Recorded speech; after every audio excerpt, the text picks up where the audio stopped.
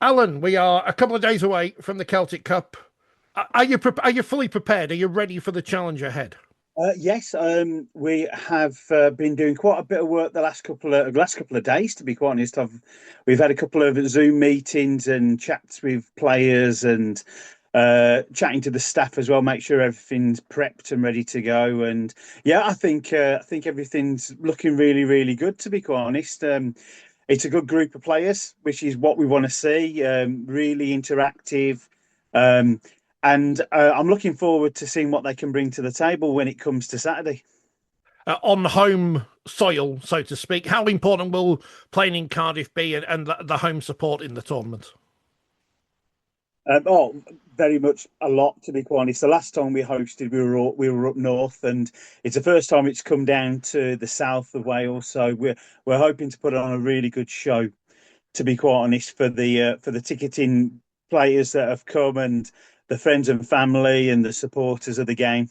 How easy or how difficult is it to actually prepare for an event like this? Because you've got players all over the place, and it's going to be difficult to get them all in one place at one time. Yeah, to be quite honest, it is. We run on a really small budget. To be quite honest, probably like Ireland and Scotland, and I think one of the things that's come out of it is that we need to start looking at a bit more time and grouping together. But we've had a good training program put in place. We've had a couple of sessions that we've been able to draft people in. We've had a few players come back from injury and putting those into the program itself. But we're starting to get a nice in-depth group of players now, especially leading up to next year's World Cup. Yeah, how important is this tournament and the future internationals and the future preparations going? How important is this tournament for that World Cup next year? I think it's vital, to be quite honest. We've got this one at the weekend, and then next year we'll have one more in Scotland before we go to Australia. So to be quite honest, preparation would be it's quite detrimental because I don't get to spend as much time as I would love to with the players, but hopefully, as we start to put the plan in place and the program in place, which we've always had a 2 to 3 year long term plan. It's just being able to get the budget in place and the go ahead from Wales Rugby League to be able to get the training, and as you said, having the players as well. And the season for Super League players and National League players seems to be getting going back and back each month. So when we're relying on seeing other players, we're almost kind of dipping into our Welsh domestic league, which really, to be quite honest, is great because it actually allows us to see players before they possibly move on into Super League or National League. A lot of them come back home, they play for their home clubs, and then you get to see what they're like. In our domestic league, we're a little bit different to the Irish domestic league, where Phil was chatting away the other day, where they probably come together for weekends and they will play in their provinces, which is fantastic. We have a 7 to 9 week program where the players will play, but our already established international players, they actually are classed as what's called red card players. So they can't always play the same time. So what we are doing is we're developing the next generation because it's classed as a development league anyway. But some teams are allowing one of their better players to play alongside the developing players. So it can only grow the game long term. But future, I do think we may be probably expanding into a more um, non-red card kind of competition outside of the domestic league, which again just shows how much it's grown in Wales, really, because there's a new team hopefully coming on board. I was going to say, in terms of development since the last World Cup, how are things been going in Wales? Obviously, as you say, things are growing, which is great. Yeah, and no, it's been good, to be quite honest. We obviously had four teams in Wales, and then we had two initial teams come over the border from England. Those two teams have come out of the competition this year. Again, financial restraints and stuff like that, but it's allowed to have a new team come in from Swindon. Also, it's allowed to have more quality players playing for Torvain and Cardiff and North Wales Crusaders. And hopefully, if that other team comes in, Wolves, then what will happen is that's going to grow the Welsh regions a lot more. Um, Again, for me, coming in from 2023, I kind of had the players that I played with for 10 years. So we had to look at, going to be taking time out? Are they going to retire? Which again, some of them did, and that obviously happened in 2024 when we obviously did that lovely historic Wales versus USA, which was fantastic. And but then come the Celtic Cup in 24 in Ireland, as we're self-funded, a lot of the players couldn't come to that competition. But what we did do is we started using the players from the domestic league in Wales, and that was just kind of showing what we can develop in Wales, even if we're not using the players that are playing National League or Super League competition. And yes, it worked. Okay, the results didn't go our way, and Ireland obviously won the competition, but sometimes you have to step back to move forward in the future. And that's where we were. The long term effect is we don't want to be going to the World Cup in Australia and then everybody retiring and you've got to start again. And then you're back to square one, and you might not see Wales competing at that highest level for a very, very long time. So it's a process. Yes, it's hard sometimes because you've got the pressure as a national coach to win competitions. Obviously, we've seen it in Welsh Rugby Union, but I'm sure at some point it'll happen. Rugby league is growing anyway in Wales domestically. It's amazing in the running game how many teams there are and how many kids. So it can only help us from a wheelchair point of view to go forward as well. Just speaking about the commitment needed to play in this sport, especially international level. You say it's not just time, it's not just physical, mentally, but money as well, and that's obviously a big pressure on the players as well to play in these events. Yeah, it is. We all have to self-fund, even down to the coaching staff. So we're all making commitments as volunteers, which pretty much rugby league is that. I think that's why that's why it's more of a family kind of element, because we all know that we're putting something back into something we love. But yeah, we do obviously have to look for sponsors. We do have to look at additional funding. Our Welsh board are doing really well at the moment. They're drafting in sponsorship, and it can only feed down to our national teams at some point. With the likes of Wales now being given this funding as being a priority nation, I'm sure at some point when conversations happen, that will be filtered down to the wheelchair team, because we've qualified for the next World Cup the same as the women. So you want to expand and grow those two sports. It's obviously going to be initially put into the men's to help them move up the rankings. So at some point in future World Cups, we will have the men's qualifying, the women's qualifying, and the wheelchair qualifying. I think it's the same for Ireland and Scotland, to be quite honest, because obviously they've been taken out of the scenario of full membership with the International Rugby League and being put on an observer kind of setup, which has allowed those nations as a full to be able to get some funding in to help them get back to full membership. And I think that's really helped the two wheelchair teams, and we'll obviously see that the weekend. And again, it's growing the game in Scotland, with Giants being in the Super League now. Obviously, other things happening outside the wheelchair game are developing, like the women's Scottish national team, the men's are developing.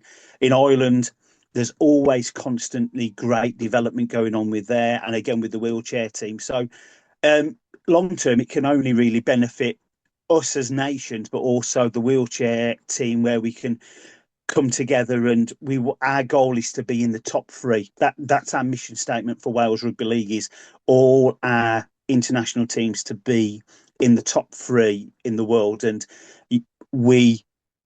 I'm hoping at some point that will happen for all of us. And I think we're bridging the gap between France and England now, and that can only be good for the game.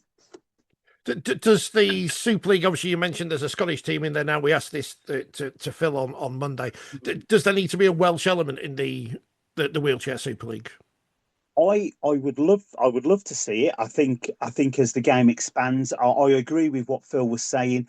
Long term, you'll see a difference in the setup of the Scottish team. You'll find that a lot of the Scots will come from the Edinburgh teams.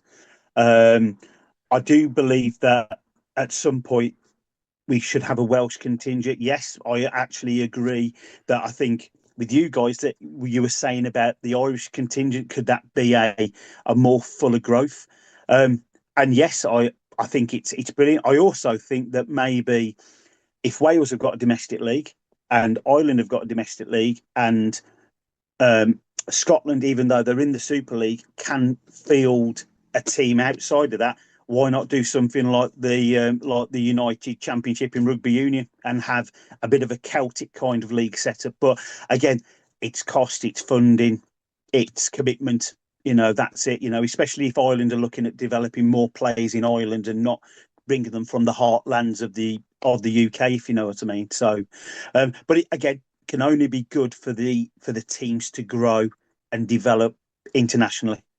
Everything comes down to money. It always comes down whatever question in rugby league. It's always this is a good idea, but money. Let's talk about the squad. You've brought some experienced players back. Did Scott Williams retire after the World Cup, or was that my imagination? Stuart, no, Oh, he Stuart took some Williams. time. Sorry. He came out. What happened was he went to the World Cup and he was also looking to maybe move abroad. He's got a lot of family based in New Zealand, but Stuart's always been in the program, even though he was over in New Zealand for a while. We were looking to see if we could get him to come to the USA, but unfortunately, with him over there, if he'd have come out of the country, it would have knocked on his effect for trying to stay in the country. So it just didn't happen, unfortunately. But yes, no, Stuart's always been there. So obviously things didn't really work out for him. So he's come back home and he's back with Crusaders playing, and he's been back helping with the Welsh team, and he's just slotted straight back in because that's Stu. When I was playing under him when he was captain, you'd kind of break doors down for him. And even now, even with him being vice captain and just taking that little bit of pressure off him, which I don't want to just put him straight back into it. And I don't think he really wants it neither. What he's doing, he's speaking to plays, he's talking to plays, he's guiding plays, which is Stuart, to be quite honest. I mean, I would run through doors for Jodie Boyd Ward because she'd force me into it. But what is she like? I've been in a training session with her. She told me what to do. I was very impressed. Why is she your captain? Yeah, Jodie, she co-captained the USA tour and showed some great leadership. She's obviously won the Super League, and to guide the players that she's got, because they're all international England players. You've really got to be able to force it, because I'm sure sometimes they could probably say, "Hey, yeah, we're World Cup winners here." So there's that fine balance of keeping it. And she's been great having conversations with her and talking. And I've known Jodie for a long, long time as well. So it's great to see her blossom from a young lady that picked up a rugby ball, pushed around, and then obviously moved on to Leeds, and has just taken on the helm with Wales, to be quite honest. And I'm hoping that both of them will take this team going forward into the next Celtic Cup and hopefully the World Cup. Tell me about Brogan Evans, because this is a historic story about to be made this weekend. Yeah, Brogan kind of was under the radar. Got to say, didn't know a lot about her until I was introduced to her. And we kind of reached out and asked her if she wanted to come and have a go. And she was great. She trains pretty much full time. She's 100% to it. She loves the rugby league. Her background's very similar to me. We played in the same positions as well, which is quite bizarre. But she's got something about her that is next level, and that's why we want to see where we can go with it. And it's great that she played international Rugby League for Wales running game. She's been given that second chance. And I was listening to her do an interview the other day, and I know she gets a little bit frustrated about the wheelchair, but that comes with time. For me, it was the same. It's the chair skills. You've got the rugby knowledge, but the chair skills will come, and she will definitely be one to watch over the next couple of years. She's going to develop and grow and become a good player. And as well as obviously the majority of the squad being from previous tournaments, World Cups and such, you brought in two more new players as well. I'm just reading the press release in front of me. A 39-year-old Jonathan Gill and the 16-year-old in Jacob Vasheshko, if I've pronounced that right, which I hope I have. Yeah, both have come through the North Wales kind of community program. They were actually probably they were introduced to the game actually by my assistant coach Gary Taylor, who then looks after those players when they come to the club, and both of them are great. Johnny, his background is teaching. He works with youngsters with special needs, so he was kind of being introduced to it, getting the kids to have a go himself. Found out that he loved it, joined the team, and we were looking at him for last year's Celtic Cup, but he just could not make the commitment due to other priorities, really. So we spoke to him and said, "Look, keep coming to training, keep developing, do well at club, and I'm sure the door will open." And it has, and he's grabbed it with both hands. So I'm looking forward to what he's going to bring to the table. And Cuba, as we call him, he's a phenomenal little player. Again, we've been watching him for a while. We've been inviting him to camps because with his age, we've had to wait for international tick box. But it's allowed us to see what he can do. So again, we're putting him in a bit of a pressure cooker.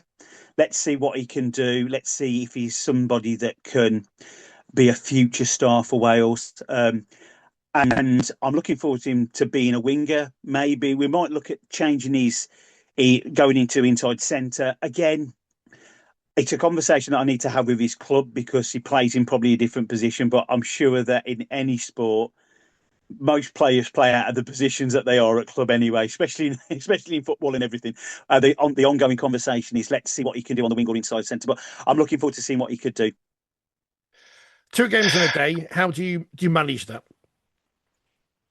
I think it's about seeing what the opposition put on the floor first. For us, as Phil said, it's usually the host nation will go first and last. We get the bigger rest. It'll be interesting to see what Scotland are going to put in front of us. It'll be interesting to see how Ireland react to that if there is a win, draw, whatever. And then I think it will probably go down to the last game. But it's about looking at the subs, looking at what they can bring and what they can do. Also, their experience as well. Can we bring in the lesser experienced players on the bench to help with one of the games, or have we got to go full strength? And obviously, rugby league's changed a little bit. When I first started, we had 12 on the bench, and it went to 10, and now we've got the 8th, but with the 9th man just in case. There's a head injury that we need to bring that player onto. So yeah, it's that very, very fine margin about do you allow your main starters to play all the game? Do we need to relax them and take them off to get a breath? And again, managing age as well, especially some more of the senior players, they've been playing for a while. They need that little bit of extra break. So yeah, so I think it's going to be one of those where let's see how it goes the first 10, 20 minutes, and then we'll rotate round. But no, they're all up for it, and they'll probably moan if they've got 5 minutes, let alone 40. Well, that's international sports with. Now, the main question is because obviously when Wales have played England in the past, in the women's game, I always ask the Welsh players about the singing. How are the squad in terms of doing the anthems? Because this is a big thing. Of all the cliches we know about Wales, rugby and singing, 2 of the top ones. Oh, yeah, I've got to say we do actually do quite well. We will blast it out as much as we can. In home nation language as well, which is great. We always try to make sure that we sing the Welsh national anthem in Welsh. So some of the players, if they're not natural born Welsh players, they've had to learn the anthem. A lot of the North Wales players, they know they're Welsh, but obviously in South Wales they do speak it a lot more than everybody else. But no, I think we'd definitely be up there with Scotland. Scotland always bring it, to be quite honest. I've got to say that. And I do find myself singing All the Nations, which is quite weird, but I'm quite happy to say that, being a mongrel of Celtic nation in me anyway.